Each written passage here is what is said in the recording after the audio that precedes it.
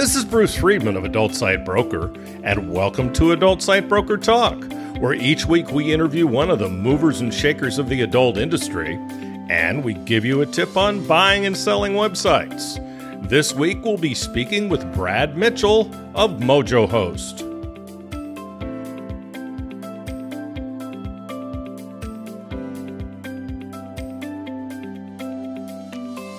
ASB Marketplace is the first platform where you can buy and sell adult sites and domains for free.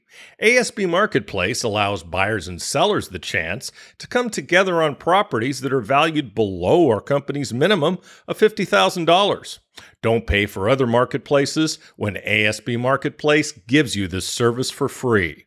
Visit asbmarketplace.com and sign up as a seller or a buyer today. And of course, there's ASB Cash, the first affiliate program for an adult website brokerage where you can earn as much as 20% of our broker commission referring sellers and buyers to us at Adult Site Broker. Check out asbcash.com for more details and to sign up. Now let's feature our property of the week that's for sale at Adult Site Broker. We're proud to offer for sale a growing and stable European tube network. The sites went online over 10 years ago, and the traffic has grown ever since. All the traffic is from SEO. No traffic has been purchased. This is a great opportunity for a potential buyer to add to the traffic immediately. Because of the high quality of the content targeted to German and Italian languages, Google has placed the websites in good search positions. There are over 600,000 hosted videos. Around 400,000 of them are uniquely titled. There are also about 6 months of videos already translated and ready to upload, so the new owner will have an easy transition. This is an opportunity for the buyer to get stable traffic and easily grow if they put some effort into new SEO techniques and buy traffic. Because the owner would like a fast sale, he's instructed us to slash the price from the previous $595,000 to only $165,000. Now time for this week's interview. My guest today on Adult Site Broker Talk, once again, is Brad Mitchell. Brad, thanks for being back with us today on Adult Site Broker Talk. Hi, Bruce. It's my pleasure. Happy to be back. Thank you for having me. Glad to have you. Now, if you're in our industry, you no doubt know about Brad and Mojo Host. Mojo Host is a leading company in hosting adult websites. Brad is certainly an icon in the adult internet industry. You'll see Brad at virtually every single adult event. Now, Mojo Host prides themselves on great customer service and technical support. They're based in Detroit, Michigan, and have data centers in Miami and Amsterdam. They take pride in 99.999, we'll add a few more nines, I think, percent uptime, and put in the work to make it possible. Mojo Host is a self-funded company that's been profitable for more than 15 years. Did I miss anything there, Brad? Has anything updated since we last talked? Yes, Bruce. This is our 22nd year in business, and we have a new data center that we've built in Detroit, Michigan. So those are those would be the updates to that. So okay. Well, how are things going at the new data center? Things are good. It's been really quite the endeavor. So 2 years ago, I started on the concept and design and started constructing our own wholly owned data center, and we're seeing that come to fruition now as we end 2021 and enter into 2022. So I'm super excited. It's been quite honestly, it's the largest investment of my life. We've built a gorgeous data center that's many times redundant on all different systems of power and air conditioning and all different types of networking. I'm excited for that, and we've got big things in store. You got to be pretty proud of where you've come when you walk in the doors of that new place. I am, actually, and I'd say I pinch myself each time I walk in the office. There's a lot of data centers out there, and we've been fortunate that I've chosen good data centers for Mojo Host all the years that we've been in business. It really helps us to provide the best level of care and service to our clients. But in having the opportunity to design our own data center, Mhm. I then got to make all of those specific choices with my team and all of the experts and consultants that I could hire about how we would build and deploy our own space to serve our needs. Right. And so, yeah, I'm very proud of that. And then, as part of that, it's not just it's more than a multi-million dollar investment. I think, at the end of it, for what I would say is a very modestly sized data center at a megawatt and a half, Hmm. the total construction is about $6 million. Jeez. And as a part of that, I've really taken very special care in not just all of the most important things, which are keeping everything fast and online and super redundant for all of the different critical systems that you would expect in a data center, but also in the design elements that I think bring some extra special character to the Mojo Host facility that you won't see anywhere else. And Hmm. so, maybe some of that's not so important, but I had this moment when I was doing the design where I really decided that I wanted to go, a couple of extra steps, a few $100,000 more to have glass walls that look into all of the data centers, to have, locking Hmm. rolling steel doors that roll down behind all of them for security, to have, mosaics on the wall and, Hmm. very interesting epoxied floors. And, we have even Hmm. a wall at the data center inside of our office space that's adjacent to it, which is made from recycled motherboards from Wow. servers that we decommissioned in Miami, which is pretty cool because, Yeah. they've still got all of the Intel CPUs and the copper heat sinks on there. But we're very proud of the deployment. And I think that our customers would be proud to be our customer being hosted in this site. You've got to maybe host an event in Detroit one of these days so people can take a tour. Yeah, we're certainly looking forward to that. I think we'll be cutting our teeth and ready to be show ready, so to speak, by the end of Hmm. first quarter. So Cool. I very much look forward to doing a lot of video, having people out to the site, but also doing some really comprehensive videos and explaining the technology and the infrastructure. We've gone above and beyond to make it extremely green and extraordinarily Hmm. redundant, Right. in every different respect. So I'm excited to finally be able to see myself and to show others what's been my passion for the last 2 years. Yeah, this would be worth a trip from Thailand to go check it out, man. I may just have to do that. So what are some things you've obviously, I mean, from where you started, one man operation to where you've come, you've obviously been very successful. What are some things that companies with longevity focus on to stay on top in the adult industry?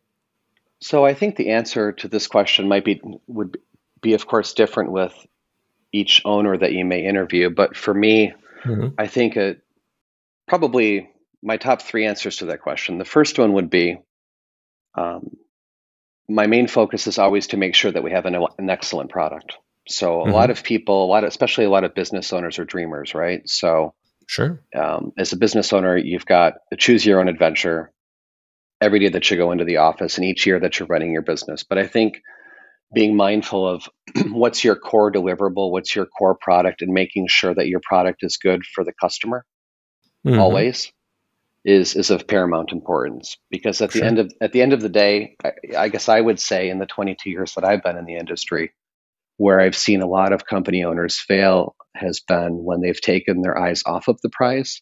Yep. That one core thing which they were so good at, whether it was from luck or timing or skill or prowess, Hmm. to go and do other ventures, it's easy to lose oneself. Yeah. Another thing that I think is very important is integrity. Absolutely. So I think I've integrity, and I think I don't know if I want to say it's a couple different things, but integrity and humility. Hmm. I think a lot of us, when we start our business, everyone starts from zero. Everyone starts with some humble roots of they've got an idea. And most of us, if not all of us, start with, we have no money and no backing, and we've just got time and sweat and equity in our business to go and to build a brand. Yep. Um, and I think sometimes people over a longer span of years can kind of lose themselves in terms of how they relate to other people. Yes. So I think it's very important to maintain a sense of humility, to Hmm. always be a good listener to everyone that's around you. I'm sorry. What did you say? No, And that was a joke. I think being a good listener, I think having good integrity, being honest. Bruce, you've talked to thousands of people just like I have over the years, and I'm Hmm. proud to say that I think you would be hard pressed to find somebody that says that I've wronged them in any business fashion I or haven't personal seen. fashion. I can't And find anybody that doesn't like you. So that's a good thing. there must be a couple out there. But at the end of the day, I think to be in business for the long term, you have to do all of those things, and then you also have to be mindful of the future, and you have to be smart with your money, and you need to Hmm. be strategic about how you invest or reinvest into your business. Because the Sure. truth of it is, no business that has any longevity has accomplished this without continual reinvention and reinvestment. I think on every 3 to 5 year cycle there's a turn in the market or in business, and it's important that you're mindful and looking ahead and making plans and investments so that you're ready for the next thing. Hmm. Because it is usually like the case that if you're not growing, you're dying, right? So, Hmm. um, so keeping all of these things in mind, I think, is how and in action is how somebody would could experience longevity. So, what industry sectors have the most potential right now, and why? Great question. So I'm still a dreamer, and Hmm. I love uh, seeing and hearing new ideas from people that have experience and have no experience. And sometimes they're equally interesting on both sides, because Hmm. when you open yourself up and you have conversations with people that haven't even done business in our business yet, and they have some ideas, it's really great because you get sort of an unfiltered opinion. Yeah. And so I think it's always great to see, because I don't necessarily know who's got the next great idea. I Hmm. don't think any of us do, No. necessarily. You don't kind of know until you've seen it. And sometimes Right. it's already happened, and you're like, "Damn, that was really Yeah. good. That was Yeah. great timing. That was a great idea." And Yeah. We wish we'd thought of like OnlyFans or something like that, right? yeah, of course. I mean, and I think a lot of us have had great ideas, and maybe we didn't bring them to market, and we kick ourselves. But so I think Yep. um, most potential, I think certainly the new ideas, maybe the ones we don't know about yet. So I think it's always good to be Hmm. paying attention to trends and watching how people are interacting, how people are buying and consuming entertainment, because at the Hmm. end of the day, that's what that's what it that's what this is. This is adult entertainment, and it's Hmm. connection.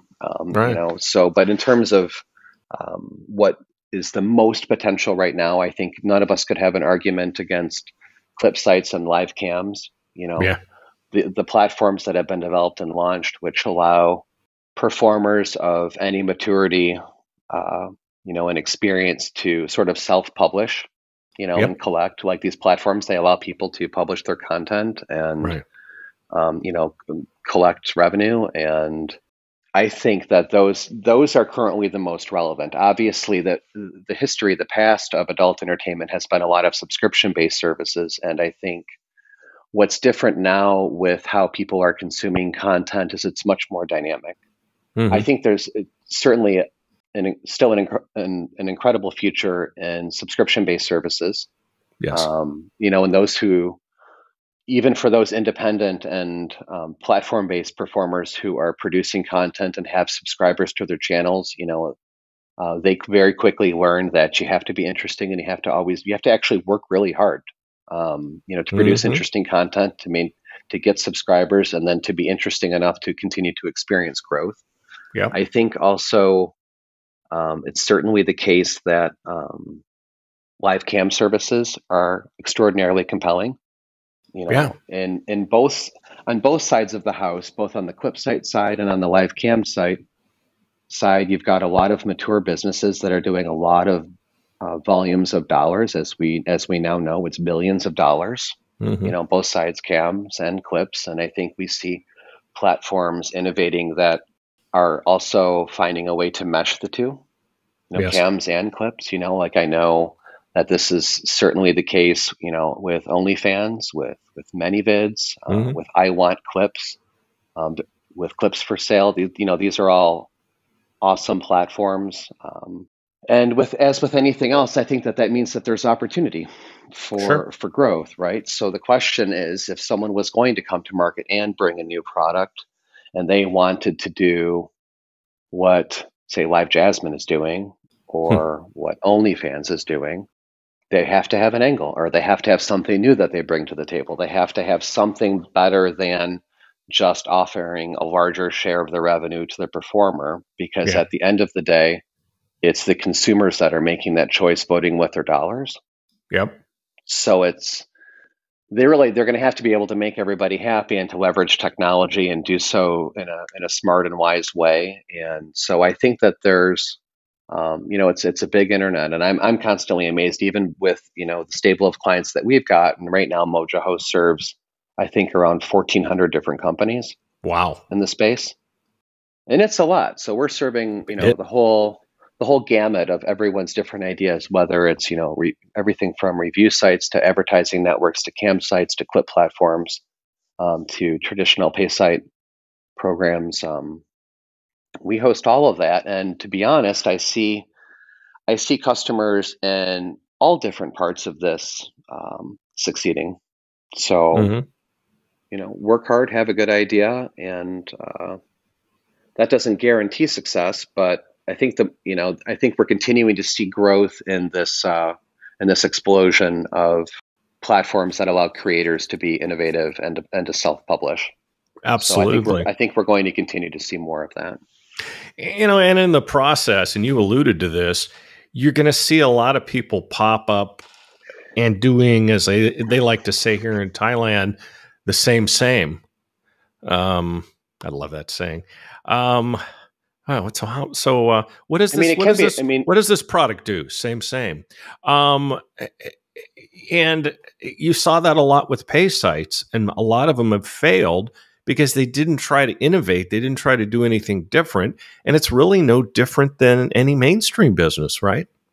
sure. I mean, sometimes same can be good business. I mean, as a hosting company, I look at Amazon's AWS and I think, heck, if I Hmm. could be same, Well, and get some fraction of 1% of those tens of billions of dollars in cloud sales, yeah. that would be a pretty great business, right? Yes. Yes. Yeah, but I see a lot of people. They want to start a clip site. They want to start a fan site. They want to start a cam site. I see this through my general consulting company. And the question I always ask them is, how are you going to be different?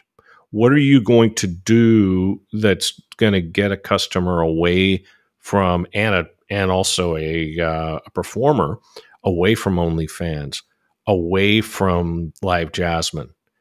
And a good deal of the time, they don't have an answer. Sure. So that's a Well, problem. That's a problem. yeah, that's always going to be a fundamental challenge. I mean, one of the things when I get to have conversations with new business owners and they're looking for some guidance, and a lot of times you're trying to pre-qualify somebody or challenge them to ask them what are they going to do. And I guess a lot of times when I find myself in conversations, they're telling me what they're going to do, Hmm. and I'm just trying to add a little bit of guidance. One of the Right. things I think that helps business owners to be more successful is to truly believe in their product and be passionate about what they're doing. Absolutely. So, I think the best example of that is, I Want Clips. Hmm. So, that's an excellent platform. And Yeah. one of the things that they've focused on is, a lot of different, fetishes and catering to a lot of, BDSM and other types of content in that market. And I think Hmm. I think if the owners and the operators of a site have an eye or have an interest or really understand something better, rather than trying to be a generalist or just launching a platform and not having something that they feel like they can do better. Yeah. Um, I think if you're able to, with any fetish interest or segment of our industry, I think when you're able to bring people together with a sense of community Hmm. and drive based on that, Yeah. and just be the even, if you can just be the best at doing even one of these markets and not try to do everything for everybody. If you can just be very, very good at one thing, then I think that can be a knockout success. Absolutely. So, what are some common mistakes that newcomers often make that may harm their new business? Well, it's never easy starting a new business. No. You've got everything against you and nothing but an uphill battle, right? So when people are starting a new business online, they have no traffic, they have no software, they have no content, they have no merchant processing. They've really got nothing, but Yep. they have an idea, right? Right. So, common mistakes, I think, sort of a broad question, but I think there's lots of potential pitfalls. I think sometimes seeking guidance from people who aren't qualified to advise them. I think Yes. that can be a common mistake, right? So like Right. anybody that's seeking to start a new business and they're getting counsel from somebody, they should absolutely ask the right questions and ask around to try to vet them and Yep. and try to understand what is their history of experience that they can be giving me advice. Absolutely. I think that people that start a business need to have a clear vision for what they are willing to invest and or lose and be Hmm. very committed to that, Hmm. and not necessarily to losing money, but to understanding that it's not field of dreams. Like even if you're able Hmm. to design and create a product, that doesn't mean that once it is online and I can go surf your website and buy something that you're going to be instantly successful. I think a lot of people run out of steam before they've even hit stride or even figured out how to market. Don't I know? I hear from So, people. I hear from people that say, "I've got this totally developed website, and it's great, and I want to sell it." I mean, And it hasn't even Bruce, and it either hasn't launched or it launched a month ago because I they're mean, I just guess, already tired of it. my comment on that would be send me people that have failed. Because if someone's got a truly unique code base where they own it and they've done the development and the product works and it's actually Hmm. programmed right, then Yeah. maybe there's some residual value in that. Oh, I will. But Yeah. certainly custom programming is hard. It's very hard. It's Yeah. almost like the rabbit hole in Alice in Wonderland, because you really have to be working. You have to know what you want. You have to have a good business strategy. I think a good business strategy brings you online in stages, and the first of those is maybe like minimum viable product. Hmm. But you've got to be able to get to the finish line, Yes. and you have to be working with trusted programmers, and you have to get your deliverables. I've talked to so many business owners over the years who have spent tens of thousands or hundreds of thousands of dollars in programming and never ended up with finished code. Hmm. One of the things I would always recommend to people is that you separate your hosting from your programming resources. So, Hmm. of course, your programmers and your custom developers are going to have opinions about where you host, but I would tell you that it's in the best interests of your new business to have multiple people working for you, each of them with their own fiduciary responsibility. So, for Hmm. example, if someone was to come to me and say, "Hey, Brad, I've got this idea, and I know that this idea is complicated and it might take one or more programmers," I might recommend, say, Quantox, for example, who has Yes. lots of resources and available programmers. And I know that Vuk and his company, they work Yeah. hard and they get jobs done. And I've got lots of MojoHost customers who are happy using them, who have built whole platforms, right? Yeah. They've done a lot of work Um, for me too, and I believe in them. 1,000%. sure.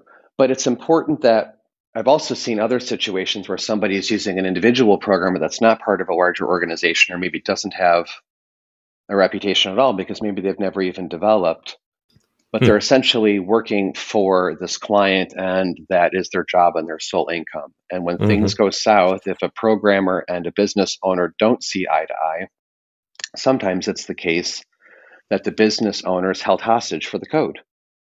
They don't even Yep. have the code. They don't even have the code that they want yet. So who can help you in that situation? Well, if you are at the right kind of a web host that can lock it down and you have the right types of design Hmm. and implementation, then those are the kinds of situations that host can help guide you into. And a host that Interesting. understands how to actually manage someone's platform, like what it's going to look like in a real world environment, can take a look at how queries are written and how things are structured and how pages are loading, and tell you whether or not your programmers and their markup, whether it's done right or it's done wrong or it's efficient or it's inefficient. They can give you this kind of feedback. And if the host Sure. is good at what they're doing, you're not even having to pay for it. Maybe you've Right. got a $50 or $100 VPS with them, or maybe you're spending a few $100s a month on a dev server. You've got support and backups and things like that. But Hmm. this is where someone that starts a business, they can leverage that expertise and they can do it at no cost. So Yeah. I think not having multiple people giving you feedback on your new business idea, I think that can definitely be a pitfall. And at the end of the day, after you've got a product designed, you need to be able to traffic it. And your first Hmm. traffic buy is not your biggest traffic buy. Your first traffic buy is making sure that shit works. And then you're working to see if you can convert. Yep. And then after that, you're working to see if you can retain. And then Absolutely. after that, then you really need to start spending money to start advertising. So Yes. Yeah, I see so many people, they just throw a bunch of money at traffic and they go, oh, buying traffic doesn't work.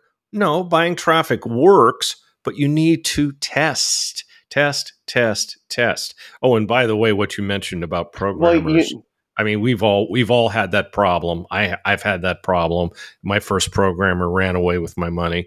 And I had another bad experience with a guy and went to Quantox and I never had a problem again. So, in fact, I had problems with every programmer I ever had until I went to Quantox. So, going to a big company that has lots of resources and your guy's not going to go away, that's so important. I respect individual programmers and all, but I do it's too. risky. It's risky, man. There's It's just there's a lot risky. there's a lot of wonderful ones out there. I think if someone's starting a new business and they're going to go down that path, I think that they need a consort. I think that they need a few different people that they're talking to, so that way Yep, they can develop a strategy that works. absolutely. Absolutely. So, what would you recommend to someone looking to launch an adult industry project? Well, before COVID, I would have one of the recommendations. So I've had this question put to me before. I remember talking to somebody a few years ago, and um, he was just ready to spend a bunch of money, and I said, you know what? You really need to take the time out from the other business that you own, and you need to come and attend one of the industry conferences. You need Yes. to go and you need to be a student. And if you want to shadow me, just to meet a lot of people, and learn some stuff, but you need to go there and you need to be a student Yes. because you don't know what you don't know. And I think that you need a broader understanding of what's going on for the whole ecosystem of how all of these things work together. Everything from Hmm. the billing companies, the CAM companies, the traffic companies, the technology side of things, to form some opinions, but really just to understand how the world turns. That, and it used to be, I think that podcasts like what you have, I think information that's online, I tell everybody to go join xbiz.net. So Yes, there's a community online, I do too. and you can meet people and read threads, and you can ignore what you don't want to read. And the same is certainly the case also with GFY. While there is other stuff in there, there is Hmm. also tidbits of business information. Hmm. And there's a lot of stuff out there, but basically I think when someone's starting a new business, like, they need to really commit to it, and they should be a student. They need to slow their roll. They don't know everything. Right. Your idea probably isn't so great that it's going to succeed no matter how you deploy this idea. You really should Hmm. take the time to before you start spending money, because once you spend it, it's gone. Yep. So I would say go to a number of shows before you put in that kind of investment. yeah, yeah, perhaps. I mean, the other thing I'm always recommending also is just a gut check on, are you really willing to put the time and effort in? Yeah. Are you really willing to work? Because I also see, I see other people with ideas that, they have a large pocketbook, they have the money to go fund development and other stuff, but it's very hard to start a new bit. Like, if you've got 6 or 7 digits to go start a new business, and that's enough to payroll a couple of people to actually run and operate this business, then good for you. But most of those businesses aren't going to succeed. Most of those new startups aren't going to succeed if they blow their wad too soon, they don't deploy it successfully, or if the actual owner isn't really passionate about the business, because it's very hard to Bingo. hire it's very hard to hire passion, You can't. right? So You can't. you can hire great employees that work hard, but it's hard to hire, like, someone that can be a visionary and an integrator, someone Yep. that can have the vision and actually do the work and be the taskmaster. And every business needs both. You're the best evangelist for your brand. Nobody else can equal that. That's my feeling. Usually that's the case. Hmm. Yeah. That's my feeling. You actually have been I won't say fortunate, because you've been smart enough to bring in someone like Natalie, who is just, so passionate about your brand. I won't compare her passion to yours, because I don't think anybody's passion can equal yours for Mojo Host. But man, she's getting pretty close. Yeah, we're both unique, and I'm very, very fortunate to have her. And I'm always looking to see, she's very rare, so I'm very lucky to have her Yes. on the team, and we've been very successful together. And both Natalie and I Yep. are always looking for talent out there to join our Hmm. team. Well, So she's I think she's the best hire you've ever made, and that I know of. I just I can't I'm get very over that. I'm very proud of what she's accomplished, and Hmm. and I'm also very proud that I think that, we've been together several years now, and Hmm. I think she's really happy with her job still. Yeah. So, that's awesome. Well, Brad, being happy with a job, I think, always has a lot to do with the guy on top and how you're treated. And I know how you treat your employees, how well you treat your employees, and how you treat your friends. And that's how you treat your employees, how you treat your friends, and it's awesome. And that has everything to say about it, really. Thank you. Well, you're welcome. I mean, you don't have to do things like rent a bus from Berlin to Prague, take everybody to lunch, um, and do See things that. like that. So You here's know my what I here's remember? my You know what I remember the here's best, by the way? You know what I remember the best? And I tell people this story all the time about you. Remember the Why Not show in San Francisco? I do. And I remember a bunch of us were downstairs, and there was a gap in the show, and we were all kind of standing around networking, of course. And you went to the bar and said, "Open the bar. It's on me." And I was just like, wow. I didn't know you that well then. And I was just like, wow. I mean, Yeah, I mean, that's cool. Okay. well, cool's interesting, right? Because I wasn't a very cool kid or a very cool young adult. I don't know if I ever found cool in my life, it was in my experience working with all of you people in this industry and just doing things the hard way. When I started off and I went to my first conference back in 2000, I was nobody from nowhere and living on credit cards as a very young 20 something year old, Yeah. trying to figure out his first business and adult. Yeah. And back then, there were a lot of still very cool people who made a lot of money very fast. And my humble roots just involve, I mean, I don't want to say bribing people, but being hospitable, like, Hey, providing a little bit of hospitality and right. that type of situation, but not just paying for the bar. So the success, like you gave the example of the bus. Yes. So what I would tell you, the difference between, or the similarity between that experience on the bus and that Hmm. same experience at Why Not Hmm. was, I don't have a full memory of either one of those days, like completely. My brain just doesn't work that way. But I'm very consistent.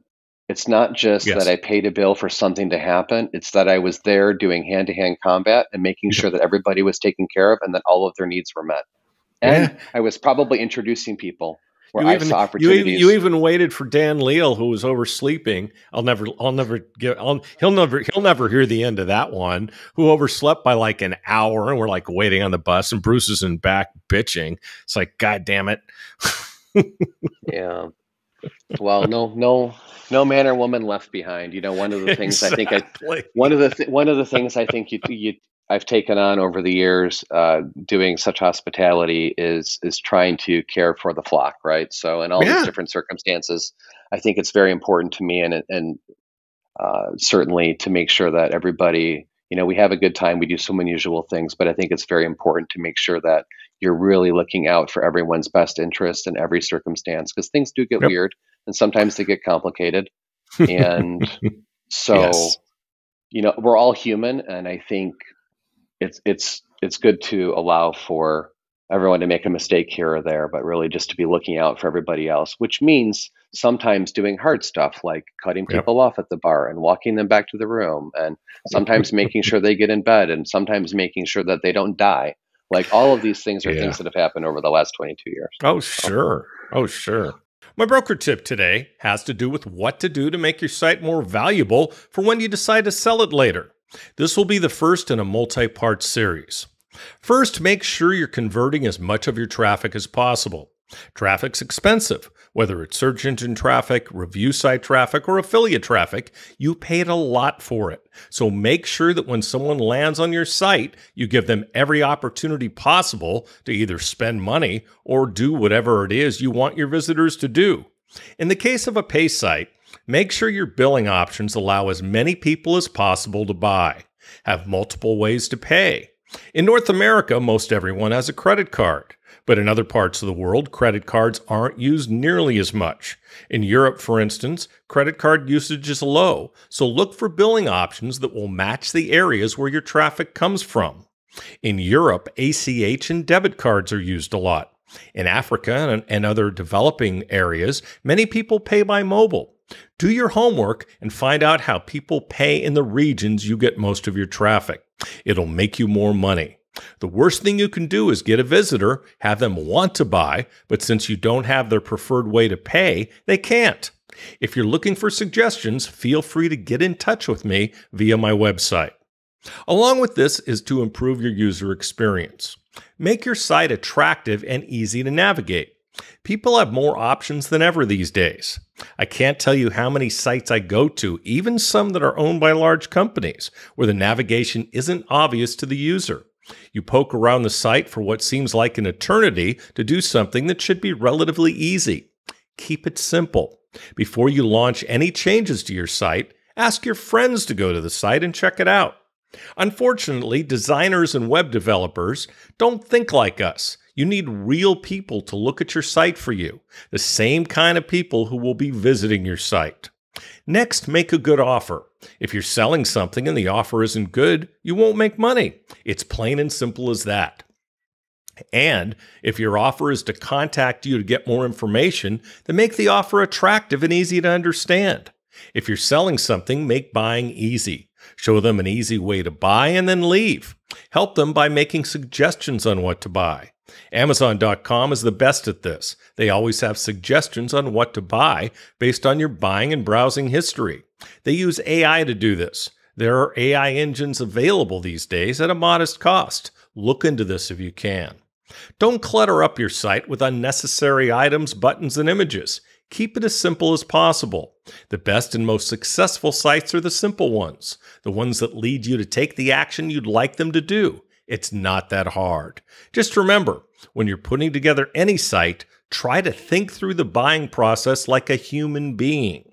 Whatever you do, don't turn that over to your designer. Don't just say, build me a website.